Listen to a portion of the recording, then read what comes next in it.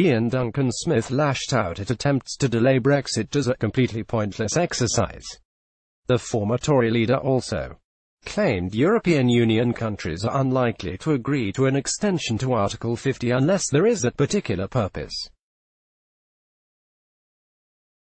Mr. Duncan Smith told talkRADIO, European Union countries themselves will have to agree to it, and I do not think they will agree to the extension unless there is a particular purpose. A 2-month extension should only be granted really if you haven't reached an agreement and you need some extra time to get the deal through, get the legislation sorted and whatever, then that extension is a practical extension. It has a purpose, which is we haven't got enough time to complete this process, but we will if we extend a month or two. That would be about the only reason I think why they would agree to it. Agreeing to an extension just for the sake of it is a completely pointless exercise. The reality is what we are now seeing is a lot of countries in Europe are really worried about the intransigence of the Commission in this negotiation, the former Work and Pensions Secretary warned earlier in the programme that the next 2 weeks are critical for Theresa May's Brexit deal. He said, "There are those that think extending has some purpose. I cannot see what purpose extending has, because you just kick the can down the road for another 2 months and find you face exactly the same choice 2 months after that."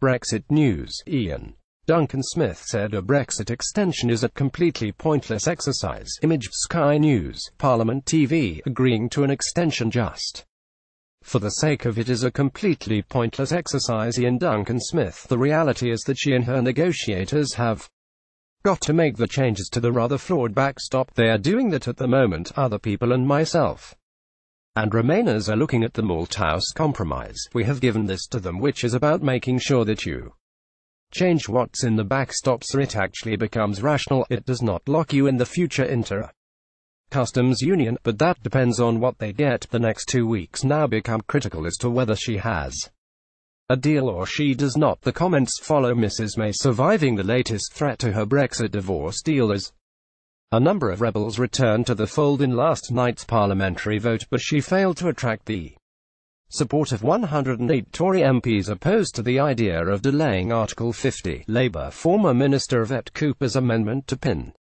the Prime Minister to her commitments, which was backed by the government, was overwhelmingly approved by 502 votes to 20. Majority 482. A total of 88 Tory MPs abstained in the vote, which formalised Mrs. May's offer of a Brexit delay. With former Foreign Secretary Boris Johnson, former Brexit Secretary Dominic Raab and Jacob Rees-Mogg, chairman of the powerful European Research Group, among those withholding the support. In addition, 20 Tory hardliners, including former Work and Pensions Secretary Esther McVey, actually voted against the plan in defiance of Tory whips.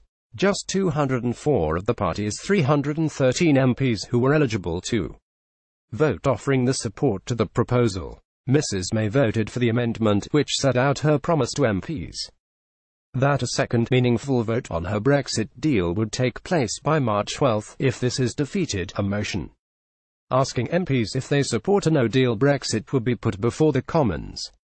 Should the Commons, as expected, reject a no-deal Brexit, they will then be given the chance to vote to seek an extension to Article 50, delaying the UK's exit from the European Union beyond the current March 29 deadline.